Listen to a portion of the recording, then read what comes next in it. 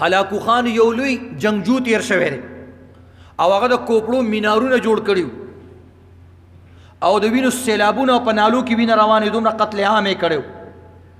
او د لاشونو د پاسه دسترخوان به خورولو په هغې باندې به روټۍ خوړله د هغې لور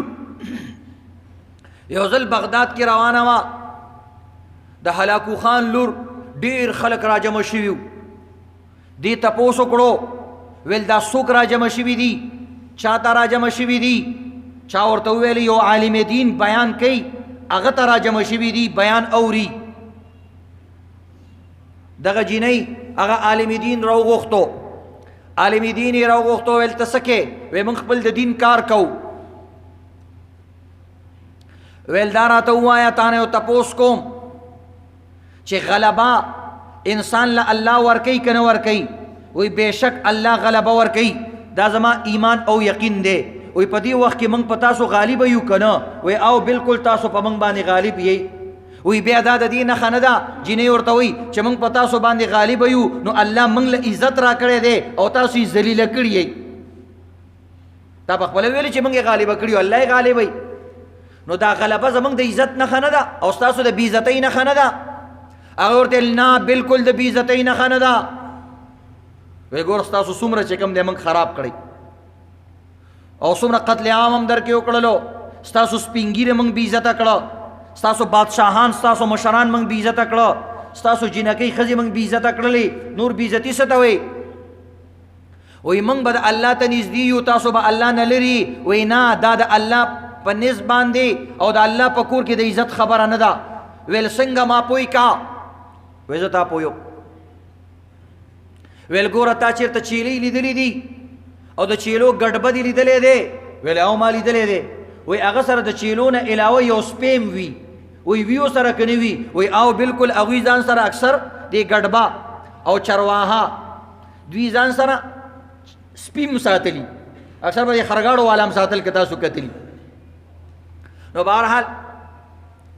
ویلې دا سپی هغه څه دپاره ساتلی وی دا سپی د دې دپاره ساتلی چې په دې چیلو کې کومه چیلۍ سرکشه شي او د دې رمې نه جدا شي او کنډک نه جدا شي او وتښتېږي او نافرماني کوي نو دا ګډبه او دا سارون کې چې کوم دی هغه سپی ورپسې کي نو هغه سپی چې ورپسې شي هغه چیلۍ واپس هغه راولي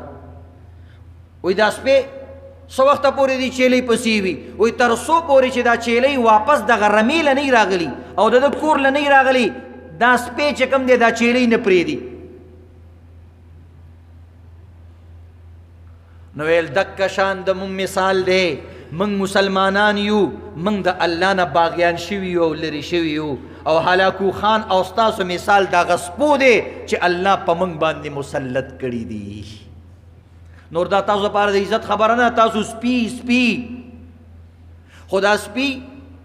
مونږ باندې مسلط شوي دي ولې مونږ د الله د کور نه لرې شوي یو مونږ د الله د عبادت نه لرې شوي یو موږ د الله د قانون د الله د قرآن نه لرې شوي یو موږ د الله نه بغاوت کړی دی زموږ مثال دغه چیلو دی چې کوم د رمې نه جدا شوي دي نو الله راپسې خپل سپي را پرېغوستو د یهودیانو په شکل کې د عیسایانو په شکل کې د اسرائیلو په شکل کې د وایرسو په شکل کې د بیمارو په شکل کې دا سپي راپسې کړو د دې دپاره چې الله وایي زما دا بندګان زما کور ته راشي نو دا زمونږ دپاره د عزت خبره ده الله موږ ځان ته رانږدې کوي موږ ځان نه لرې کوي نه